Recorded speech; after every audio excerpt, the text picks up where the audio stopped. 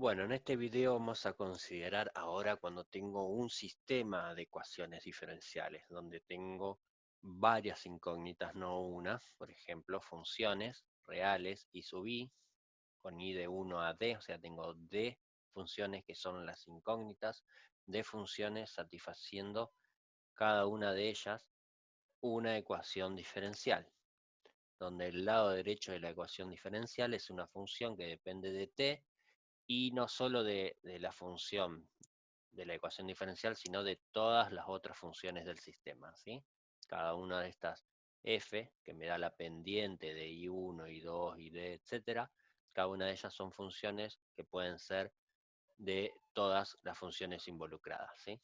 Entonces yo no puedo considerar por separado cada una de estas ecuaciones diferenciales, sino que las tengo que considerar en su conjunto. Esto se llama una ecuación diferencial, perdón, esto se llama un sistema de ecuaciones diferenciales de primer orden, ¿sí? Acá la información que yo tengo, mis incógnitas, como dije, son estas funciones, y mi información son estas funciones f de d, que son funciones que van de r por r a la d, ¿sí? Acá vive el tiempo y acá viven las variables i1 y n, y son funciones reales. Bueno, como tengo, digamos, eh, de incógnitas y de ecuaciones diferenciales, voy a tener que integrar d veces, por lo tanto voy a tener d grados de libertad. D constantes arbitrarias me van a aparecer cuando integre. Por lo tanto voy a necesitar, para tener unicidad, voy a necesitar d condiciones iniciales, ¿sí? En el punto t0, que es el extremo izquierdo, digamos, del intervalo, donde viven cada una de estas funciones. Bueno, también para garantizar existencia de unicidad, igual que en el caso de una ecuación diferencial, tengo que pedir condiciones a f continuidad a f, y que f, la derivada de f respecto a cada una de estas variables, i de i1 a id, sea continua y acotada. Entonces con eso ya estoy garantizado por la teoría que existe una solución y es única. De todas formas, aunque no estén dadas esas condiciones, uno siempre puede probar en la computadora y ver si tiene sentido el resultado que le está dando, ¿sí? Bueno, consideremos como ejemplo el modelo epidemiológico SIR, donde tengo tres incógnitas: la población susceptible, la población infectada y la población recuperada. Vamos a considerar en este caso que satisfacen esta ecuación, este sistema de ecuaciones diferenciales. Es un sistema de un sistema de tres ecuaciones diferenciales de primer orden, ¿sí? Acá la variable independiente es el tiempo, medido en días, y como tengo tres incógnitas y tres ecuaciones diferenciales, voy a necesitar tres condiciones iniciales. Beta y gamma son parámetros del problema que tienen que ver con la enfermedad que se está considerando. Voy a considerar este beta y este gamma, que son aproximadamente los datos que uno considera para COVID. Después, si quieren, los charlamos un poco más. N es la población total, ¿sí? Esto uno considera de fijo, digamos, no entra ni sale gente. Y como condiciones iniciales voy a suponer que hay 1000 infectados, recuperados todavía no hay ninguno, y la cantidad de personas susceptibles es la población total menos los infectados, ¿sí?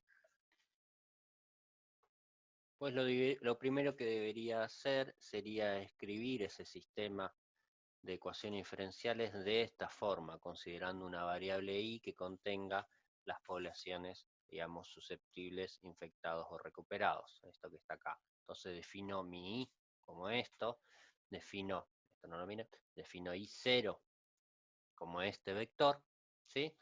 Entonces, si este vector, i1 va a ser s, i2 va a ser i, i3 va a ser r, entonces ahora voy a escribir mi función f en términos de t y de un vector i de esta forma, ¿sí? Esto es exactamente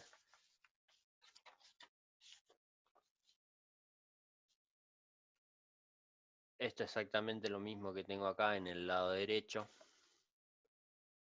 considerando, digamos, S como I1, I como I2 y R como I3. Acá no aparece R, pero no importa. Una vez que tengo toda esta información, la función f, que va a ser esta que está acá, ¿sí? F va a ser una función definida para dos variables, donde la segunda es vectorial. Eso no hace falta aclararlo antes, pero sí f va a devolver tres valores, ¿sí? Escritos, digamos, de forma de columna, ¿sí? Este es el intervalo, este es un vector columna y este es L, que es parte propio del método numérico. Lo que uno le va a devolver el método de Euler es un vector columna con los tiempos, y ahora en vez de devolverme un vector columna con las aproximaciones de la solución, me va a devolver una matriz en la que tengo, digamos, las aproximaciones de las tres incógnitas que yo tengo, todas escritas en forma de columna. En esta columna las de S, que es I1, en esta las de I y en esta las de R, ¿sí? Entonces, si yo quiero después considerar por separado T con I, tengo que aislar esta columna o esta, según lo que vaya necesitando. Bueno, acá observen que nosotros usamos para una ecuación diferencial el Euler 1. Para poder considerarlo como un sistema, tiene unas ligeras modificaciones. Acá, por ejemplo, I, que en un principio, digamos, la solución es un vector, en este caso va a ser una matriz, porque tengo que hacer varias aproximaciones. Entonces acá va a cambiar. Sí, lo que va a hacer el Euler es primero en I reservar espacio. Voy a considerar una matriz de este tamaño y lo primero que hace es poner en la primer columna de I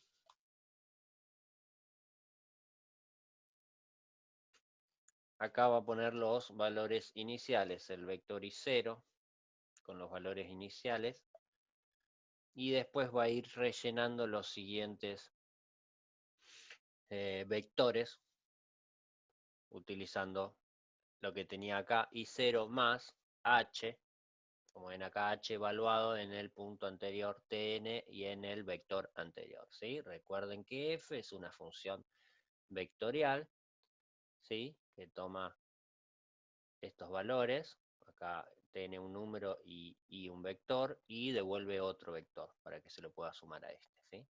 En el caso de del modelo CIR, recordemos, f tiene esta forma, evaluado en un vector y me devuelve otro vector columna, ¿sí? Entonces acá termino teniendo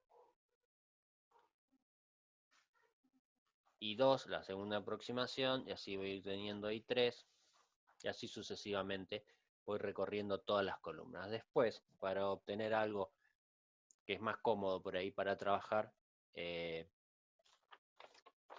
uno hace una transpuesta, igual y transpuesta, de manera que lo que uno termina obteniendo al final es,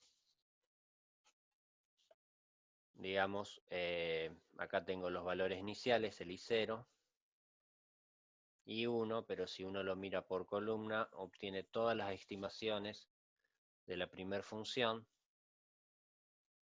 todas las estimaciones de la segunda función, ¿sí?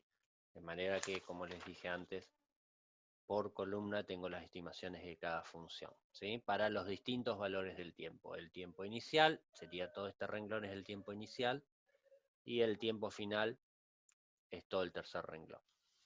Perdón, el último renglón para cada una de las funciones, ¿sí? Bueno, entonces, este Euler ahora sirve para una ecuación diferencial o para un sistema, ¿sí? No es necesario usar más el Euler 1, ¿sí? Para el caso del modelo CIR, tengo que ingresar todos los datos, ¿sí? La población total la voy a necesitar para calcular este beta, que el beta es este número que está acá.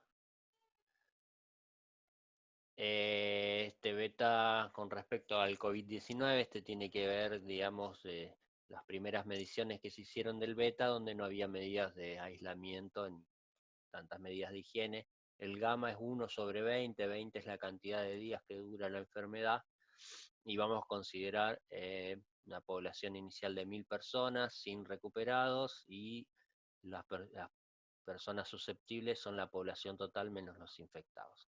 Entonces voy a ingresar estos datos, un vector columna que es I0, mi función f, si pueden verla acá, mi función f es, fíjense que las tres funciones de f están separadas por un punto y coma, sí o sí tienen que ser columnas, es esta que está acá. Fíjense que acá uno le ingresa ahí sin aclararle que es un vector, pero esto después uno va poniendo las componentes de i y ya la computadora entiende que es un vector, ¿sí? I1 por I2, no hace falta el puntito acá porque estos van a ser siempre números. I1 por I2 menos gamma por I2, y este es gamma por I2. La I3 no aparece, no importa. El intervalo del tiempo va desde 0 hasta 120, voy a considerar 120 días, se lo pueden ajustar a gusto. Y acá pongo un L, que es la cantidad de subintervalos en las que voy a considerar esto, ¿sí? Entonces vamos a empezar para hacer un poco más gráficos con L igual a 10. Corremos el método de Euler.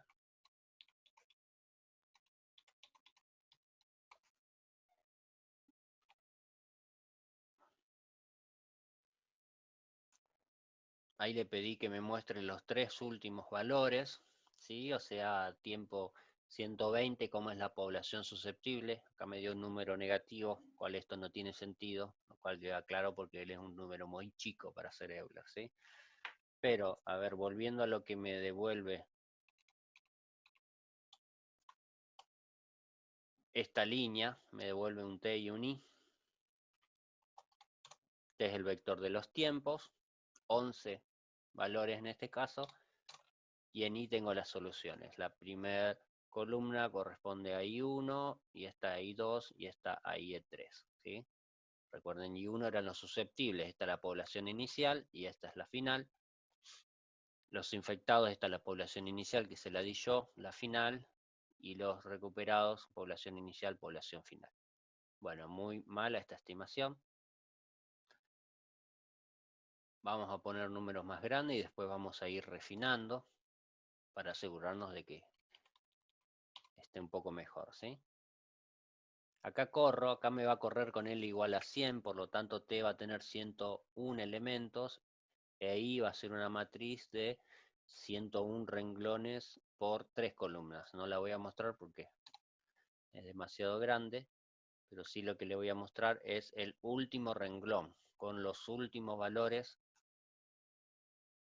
a tiempo final, hasta 120. Entonces, como sé, obviamente acá cambiaron bastante estos valores, vamos a seguir, digamos, duplicando el L, de manera de ver si estos valores se acercan a un valor fijo y ya no cambia más. Esa es la forma de ver si mi valor está bien, ¿sí?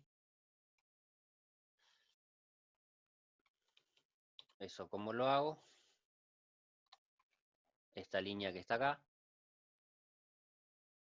L igual L por 2, o sea, duplico el L, vuelvo a correr el Euler y le pido que me muestre nuevamente el último renglón.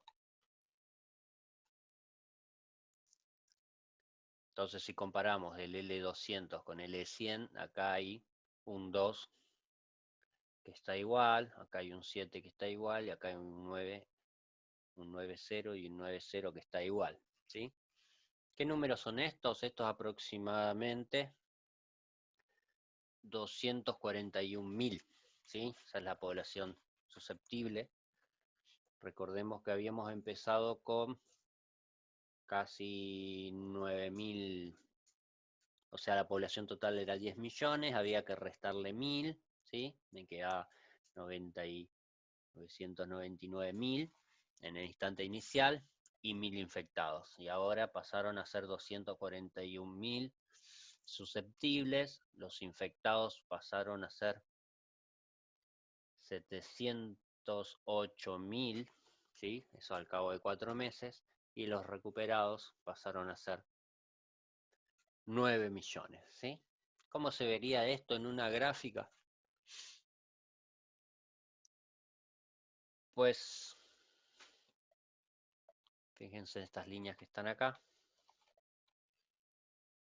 Voy a graficar las tres funciones por separado. La primera, los susceptibles, corresponde a la primera columna de I, la grafico en azul, y las voy a graficar junto a las otras dos. La segunda columna en rojo, los infectados, y la tercera columna en negro, los recuperados.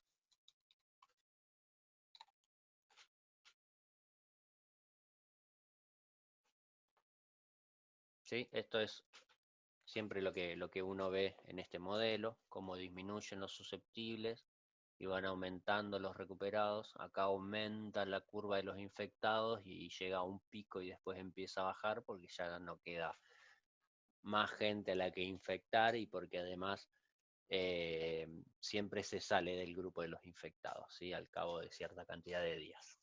Esta es la famosa curva que hay que achatar para evitar que esto no sea demasiado alto y no supere el sistema médico de cada país. Bueno,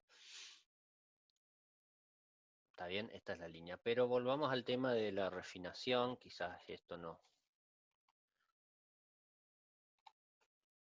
sea buenas estimaciones. Acá 241.000 tenía acá 247. Entonces acá quiero ver cuántos dígitos se me van quedando fijos. Vamos a seguir duplicando.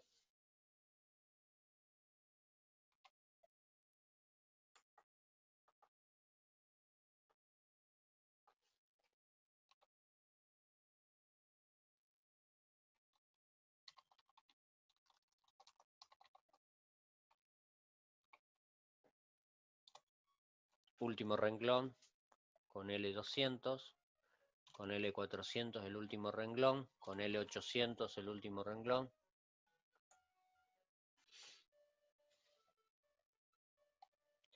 Con L1600 comparemos, digamos, 241.000, 247, 250, 252, ¿sí?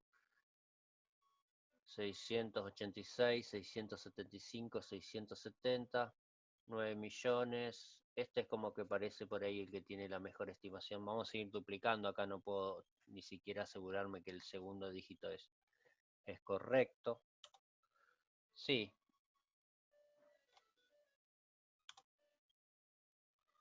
Vamos a llegar a este 12.000 con un L igual a 12.800. A ver, 253. Sí, acá el 253 y el 253 está desde, digamos, L igual 3200. Tengo estos tres dígitos exactos. Tengan en cuenta que estos no son dígitos decimales, son dígito total. Cuando uno trabaja con números muy grandes, no tiene mucho sentido hablar, digamos, de dígitos decimales correctos, que eso es referencia al valor absoluto. En este caso estamos hablando de todos los dígitos y esto tiene que ver con el error relativo. Entonces acá miremos los primeros tres dígitos. Acá en 3200 ya tengo tres dígitos, 253.000. Me doy cuenta que están bien porque en las siguientes iteraciones también están. Ahora, para 3200, para los infectados tengo 667, pero acá tengo 666, acá tengo 665, así que no puedo asegurar que el tercero esté bien, pero el primero y el segundo sí. Acá también, acá fíjense, tengo bueno, este 79, 799, esto ya es casi 8, ¿no? Entonces está bien que tenga 908. Vamos a hacer una iteración más. Acá ya le lleva bastante tiempo, sí, le lleva un poco más de tiempo porque es un L bastante grande. Bueno, fíjense, este 253 de hecho ahora cambió a 4 porque tenía 39. Este 5 seguro que está bien y el 908 está bien.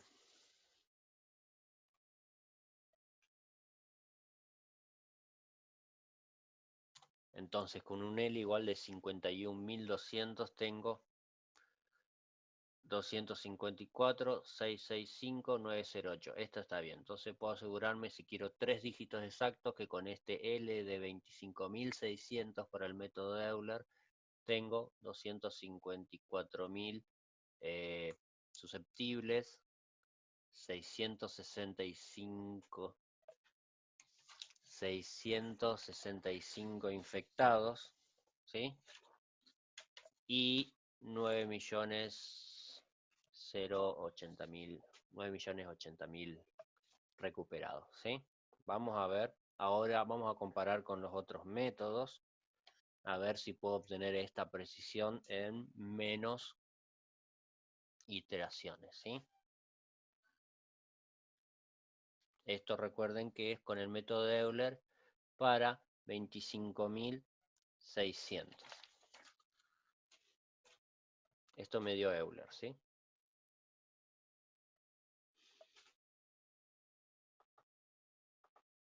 Veamos con Runge Qt 2. ¿Sí? Les voy a mostrar un poco el código de Runge Qt 2. La única diferencia con el método de Euler es acá dentro del for. ¿Sí? En el for Euler obtenía in más 1 a partir de in sumándole esto. El Runge Qt 2 lo que le va a sumar a in para obtener in más 1 es un promedio entre K1 y K2, donde K1 es una evaluación de F en un punto y K2 es una evaluación de F en otro punto, ¿sí? Entonces acá estoy haciendo 2 evaluaciones de F previa.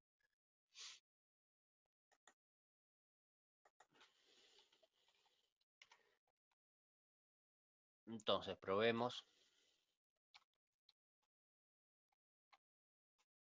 con Runge Qt 2 empezando en L igual a 100, a ver en cuánto llego a la precisión exacta. Fíjense que en el I100 este ya alcanzó el 4. Perdón, acá estoy en 200, hice un refinamiento.